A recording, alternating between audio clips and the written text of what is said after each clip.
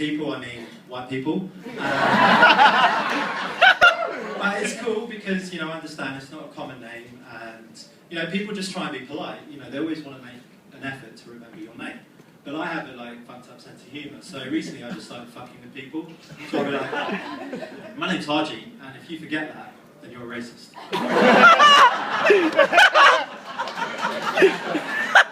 I'll come to your house and blow you up.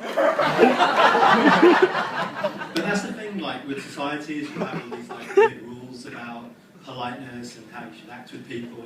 And as I've got older, I just can't be fucked with them anymore. It's like small talk. I fucking hate small talk. And the weird thing about small talk is you don't make small talk with your friends.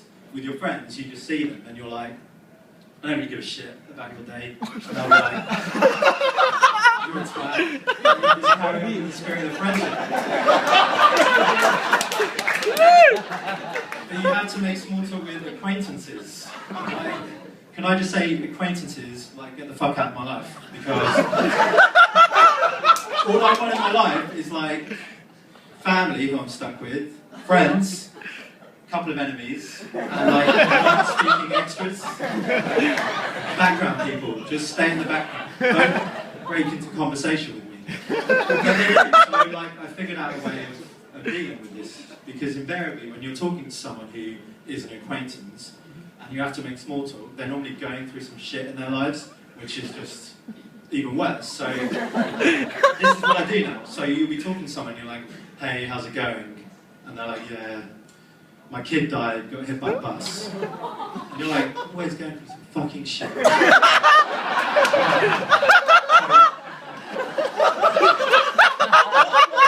key is just to stick to detail. So they're like, oh, my kid got hit by a bus. And I'll be like, well, what type of bus was it? What do you mean, what type of bus? And I'm like, well, was it a bendy bus? Was it a double-decker? Coach, minibus? I'm like, oh, it was a bendy bus. I'm like, so what number was it? What do you mean, what number? I'm like, what number was it? What route was it? And they're like, oh, it was a 74. So that's my opportunity to bring the conversation back to myself. So I'm like, oh, the 74. That's like the Slough to Heathrow route. I always get that when I'm going to It's like £3, 20 minutes. Great value. Although it's probably delayed that day, So.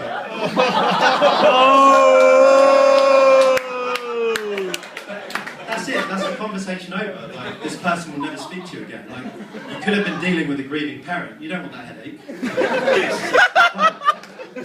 And then there's this guy at my gym who I always see, and I don't know where I know him from, but he always gives me the old head nod, and I'm always like, this has been going on for months, and I was comfortable with that as our relationship. I was like, this is cool, I can live with this, just nodding every now and then. And then after he changed for me, and he walks over with his naked fat body, and he decides to break into conversation.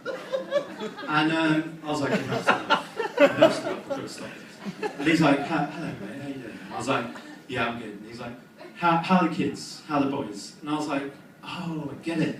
He thinks I'm someone else. I haven't got any kids. So I was like, I could put him straight, but then he'll think I'm a nice guy, and I might have to talk to him some more. So I was like, I'm going to just end this now. I was like, oh, the kids, yeah, they're all over the place, Johnny and Timmy, they're at that age now. And he's like, oh, how old are they? And I was like, 5 and 7. He's like, oh, 5 and 7. They must get up to all sorts. And I was like, yeah. The other day I walk in and they're spit roasting the cat.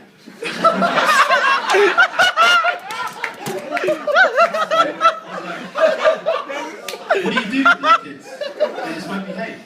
So I sent them to the naughty step for 10 minutes, which is like a record-breaking naughty step. They really had to think about what they're doing. And then he doesn't speak to me now. And we don't even have the head nod thing anymore, which is kind of sad. Anyway, thanks all for listening. That's really